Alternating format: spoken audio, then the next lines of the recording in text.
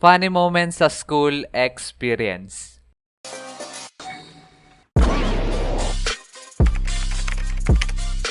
Dahil sa nag-pes na, naisipan ko na magkwento sa inyo ng mga nakakatawang experience ko sa school. Pero bago ko to simulan, para sa ating mga batang manonood, wag na wag niyong gagayahin na may kikwento ko dito, okay? Kasi pawang mga eksperto lang ang mga nakakagawa neto.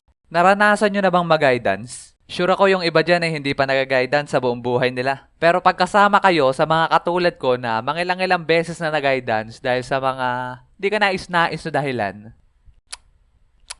Pero halos lahat ang dahilan ay nakasira ako ng isang bagay. Katulad ng paso, basurahan, at marami pang iba. Pero meron akong guidance experience na hindi ko talaga malilimutan.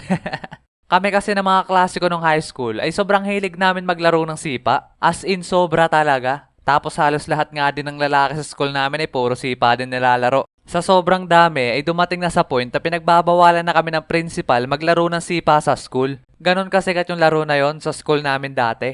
Kaya ang ginawa ay pinagbawalan kami maglaro tuwing umaga at tanghali at sa uwian na lang daw kami maglaro. Kasi nakakasagabal daw sa pag-aaral ang kakalaro namin ng sipa kasi puro yun na lang daw nasa isip namin. Okay. Tapos makalipas ng ilang araw ay nakayanan naman namin hindi maglaro ng sipa tuwing umaga at tanghali. Pero dahil sa hindi na kami mapakali at kating-kati na paan namin maglaro ng sipa, naisipan namin na sa loob na lang kami ng room maglaro. Pre, larong-laro na ako magsipa. Ako nga din, kating-kati na pa ako maglaro. Hampas mo yung paa mo sa kantuhan ng pinto. Ewan ko lang kung mga tipa yan. Kung sa mukha mo hampas ko tong paa ko. Alisin mo yung kamay mo, maya-maya basag laloogan mo sa akin. Anong sabi mo? Teka, may naisip ako. Dito na lang tayo sa loob ng room maglaro. Tara. Yun! Kaming apat lang nasa room noon kasi lunch break. Kaya perfect timing sa amin magsipa noon sa loob ng room. Hanggang sa naging araw-araw na namin ginagawa yon, ang magsipa sa room sa tuwing tanghali. At buti sana kung matinong sipa ang laro namin ginagawa. Kaso hindi. Ang ginagawa kasi namin, nilalakasan namin yung huling sipa para bumording ng mabilis sa kisame. Nang sa ganun, hindi basta-basta mapipick up nun taya. 1, 2, 3, 4, 5! Hehehe. Kakaganon namin ng ilang araw ay napuno na ng bakat ng tingga yung kisame ng room namin. Talaga namang kada todo ng sipa ay kalabugan sa kisame namin. Pero one time, merong hindi ka nais-nais na nangyari. Hindi ko ba alam kung sinapian ba ako ng kaluluwa ni Hercules tsaka ni Kratos ng mga panahon na yun. Kasi nung pagsipa ako ng malakas, imbis na yung tingga lang yung lumagpak, kasama na rin yung kisame. Okay boys, oras na para umuwi tayo. Oy!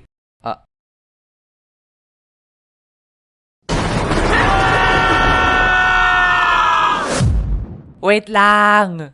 At boom! Lagpak kami sa guidance office. Talaga namang nasermonan kami ng malala doon. Tapos ang masama pa dito ay pinapatawag ang magulang namin. At masususpensya daw kung sino man di makakapagdala sa school kinabukasan. Noong mga panahon pa naman na yun, nakikitira lang ako sa tita ko. At ayaw ko naman siyang abalahin kasi busy siya sa trabaho. Nakakahiya din naman papuntahin siya sa school tapos ang maririnig lang niya doon ay puro kalokohan ko pinagagagawa. Talagang no, maparend. Kaya kunento ko yun sa mga tropa ko na di ko kaya magdala ng parents o kaya guardian kinabukasan. Sila naman ay all goods kasi mapunta ang parents nila pero di ko alam kung all goods sila pag uwi. At dahil sa ayaw nila ako masuspensya ay tinulungan ako ng mga tropa ko mag-isip ng paraan. At sa kalagitnaan ng aming pag-iisip ay may pumasok sa utak ko na malupit ang idea. Mga pre, paano kung si Manong mag-ice cream na lang kaya papuntahin ko? Oo nga no. Okay. Si Manong mag-ice cream ay talagang ka-close namin. Tropa pits na namin yon kasi sa tuwing tanghali at uwian ay lagi kami nakatambay sa kanya at nabili. Talagang lap trip kasi lagi siya nasabay sa trip namin. Kaya pumunta kami sa kanya at kunento ang mga nangyari. At nakiusap kami na siya na lang pumunta sa office bilang guardian ko. At talaga naman tawa siya ng tawa nung narinig yung kwento namin. Sakit ang tiyan ko. Sige, payag ako. Basta, lagi nyo papakiuntong tinda ko sa loob ng 1 linggo It's a deal. At dahil doon ay may umattend na sa akin na guardian at di na ako nasuspensya. At buti na lang din yung isa naming tropa ay may kaya sa buhay. Kaya siya na lang nagbayad ng pampagawa ng kisame ng room namin. Lap trip talaga sa tuwing naaalala ko mga pinaggagawa namin noon.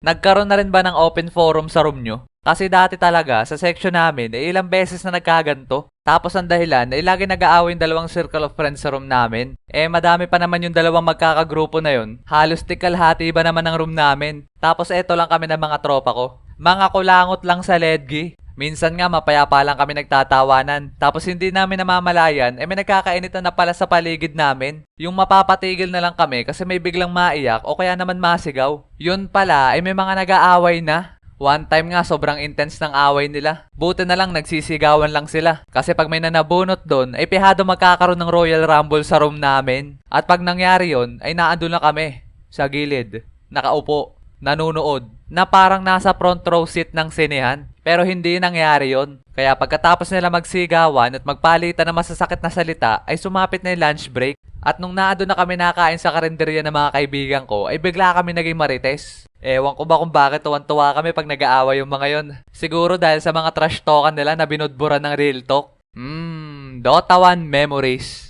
At pagkatapos namin kumain, dumiretsong balik na kami sa aming room. At pagkabukas ko ng pinto, nandun na agad ang aming advisor. Sabay yung upuan, mga nasa gilid na lahat. At grabe talaga yung atmosphere sa room na mga oras na yon. Ramdam na ramdam ko ang kanilang nen. Okay, may nagkwento sa akin ng mga nangyari. Kaya dahil doon, hihiramin ko muna sa inyong math teacher ang oras ng inyong klase para makapag-open forum tayo. Kaya dapat magkaayos kayo. Sabihin nyo na lahat ng sama ng loob nyo sa isa't isa at pag-usapan nyo sa maayos na paraan. At sa kalagitnaan ng intense na open forum na yun, habang nagpapalitan ng maanghang na salita ang magkabilang grupo at sinusubukang ayusin ni ma'am ang hindi pagkakaunawaan, ay bigla akong kinalabit ng isa kong kaibigan. Uy, Rio, tingnan mo si Jograt. Loko tong mga to.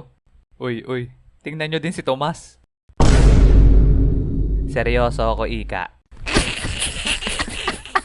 Grabe yung pigil ng tawa namin ng mga oras na yun. Kasi kung ano-ano pinagagagawa ng mga kasama ko dun sa gilid. Naranasan nyo na ba sumakit ang inyong lalamunan o kaya naman tiyan kakatawa? Pues mas malala yung sakit pag yung pinipigilan mo. As in, sobrang sakit na ng lalamunan ko nun. Yung tipong pinipilit mo maging seryoso pero ganito pinagagagawa ng katabi mo. Anong nakakatawa, Rio? Ma'am... May nakakatawa ba, Rio? Ma'am, wala po, ma'am. So, yun lang mga erp. Kayo, meron din ba kayo mga nakakatawang experience sa school? Share nyo naman yan dyan sa baba. At maraming salamat din pala sa mga bumati sa akin ng happy birthday ng 15. Thank you sa inyo mga fan art, na-appreciate ko talaga ng sobra. At para sa mga nagtatanong kung paano ipasa ang kanilang fan art, ay pwede nyo yung ipasa sa ating FB page. So yon, sana nagustuhan yung ating video. At syempre, wag nyo kakalimutan na mag-like and subscribe at pindutin nyo na rin yung bell notification na yan para updated kayo sa ating mga padating pang animation. Yun lang, at kita-kits sa ating next video. Peace!